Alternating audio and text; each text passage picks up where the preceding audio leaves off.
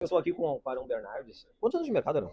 26 anos. 26 anos. Posso dizer que tu é um dos precursores da internacionalização? Sim. É? É. Dizem que sim. Dizem que sim. Eu penso que quando a gente fala de investimentos internacional, do mercado internacional, é parecido com quando eu comecei com seguro. Há 20 anos atrás, quando eu comecei com seguro de vida, diziam, começa agora, que no futuro vai se fechar a porta. Mas a porta nunca se fechou. Não. Tu tem essa mesma impressão? Absolutamente. Nós mal começamos. O brasileiro está descobrindo que ele é bem-vindo em qualquer lugar do mundo e que os seus recursos, suas conquistas também. Isso não significa ir embora do Brasil. Isso significa estar tranquilo para viver no Brasil sem ser refém do que acontece por aqui. Então o brasileiro está descobrindo isso agora. Estamos apenas começando. Apesar de 26 anos no mercado, minha percepção é de que agora sim os brasileiros estão entendendo o que significa internacionalização financeira.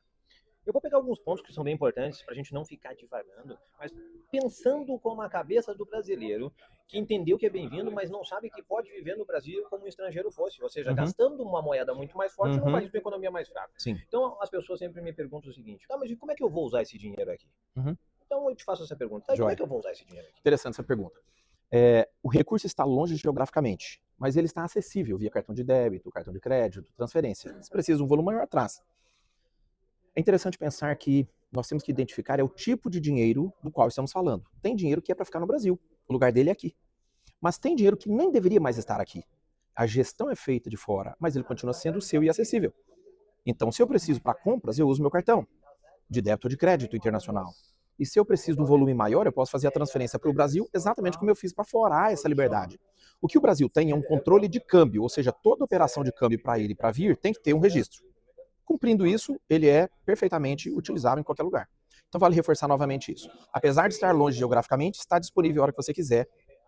E aí, se esse é um capital de liquidez, em conta corrente, ele funciona assim. E é um tipo de dinheiro. Mas tem um tipo de dinheiro que é para você investir. Então a gente aloca através de conta de investimento. Não tem conta corrente, gestão de liquidez absoluta. Contas de investimentos para gestão do capital e fazer crescer. Ali também tem uma divisão. Uma parte, se é para especulação, conta em corretora para o cliente que quer operar. Mas para o cliente que busca um crescimento orgânico e constante do capital, conta de gestão. Uma resposta objetiva é que existem vários tipos de dinheiro e pode ser que exista o dinheiro que tem que ficar aqui, mas pode ser que exista um dinheiro que não precisa estar aqui, mas pode ser usado aqui. Porque geograficamente ele não está aqui, mas pode ser usado de acesso, aqui. Sim, exato. Perfeito. Tu teria em mente, rapidamente, 3 grandes vantagens de internacionalizar uma parte do capital? Sim. Por favor. Vamos lá.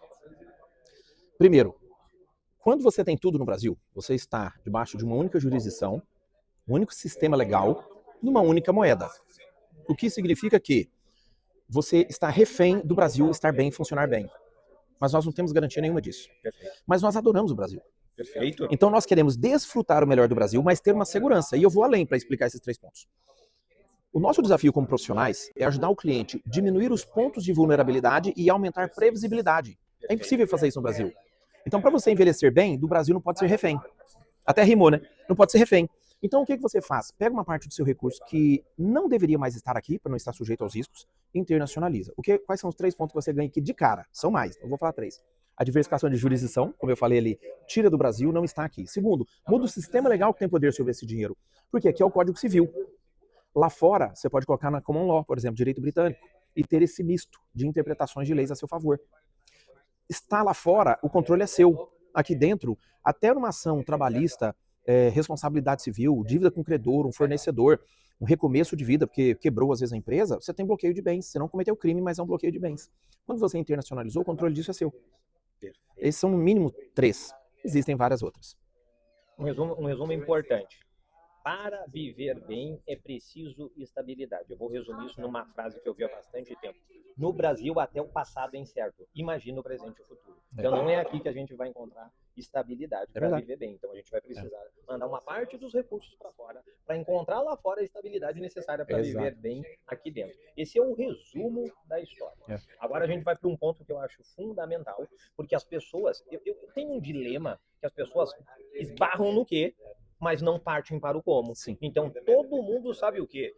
Evitar açúcar, fazer exercício, e aí vai. E aí, beber não dirija, e aí vai. Mas tem um problema que é o como. Como?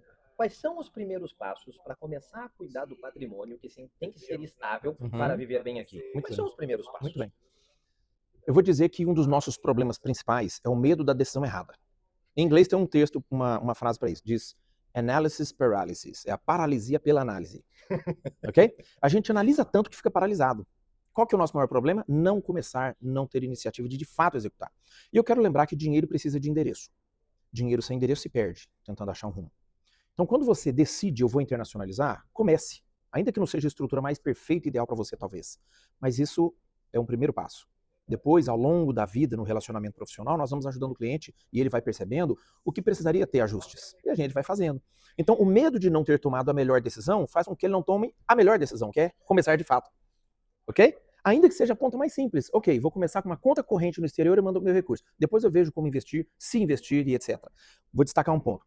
Nem todo o dinheiro que os nossos clientes mandam para o exterior é para investir. Muitos estão alocados em conta corrente, gestão de liquidez absoluta, igual está numa conta corrente brasileira, mas está em dólares. Ok?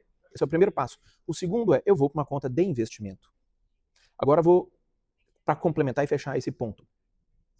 Na fase em que a gente está construindo as nossas reservas financeiras, e vou dizer até para a aposentadoria, daquilo que você guarda, de 10 a 30% deveria ser guardado em dólares e investido em dólares. Na fase de acúmulo, de 10 a 30%. Porque com a depreciação do real e a valorização dos ativos lá fora, na hora de receber a aposentadoria, de 30% a 50% da renda será em dólares. Ou seja, na fase de acúmulo, vou mandando até um terço para ter pelo menos a metade em dólares no exterior no meu futuro. Porque no futuro, tudo vai estar incerto e eu não terei tanto poder de mudar mais nada. Eu não posso depender de tudo correr bem no Brasil. Então tem que ter certeza que a minha renda não dependa do Brasil estar bem. Pelo menos uma parte disso. O ideal é que na aposentadoria de 30% a 50% da receita, da renda, seja em dólares. Posto isso, a gente precisa analisar o seguinte. Primeiro, como eu começo? Já tenho uma reserva, já quero alavancar, mandar o que eu tenho aqui e investir. E eu quero também continuar aportando mais. Considerando então todas as rendas que eu vou ter no futuro, é bom pensar nisso como padrão. De 30% a 50% da renda no futuro deveria ser em dólares. Mas ao enviar, pode ser de 10% a 30%. Vou dar um dado só para fechar. Nos últimos 10 anos, o dólar subiu globalmente de 10% a 15%. Mas o real perdeu 57% do valor, do poder de compra.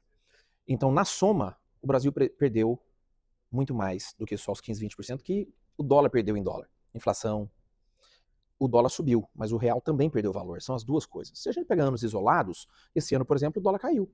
Mas se você, e a minha recomendação é analise os últimos 10 anos, você vai perceber que a estabilidade que você falou, a previsibilidade, ela é mais fácil ser obtida fora do Brasil, numa moeda forte.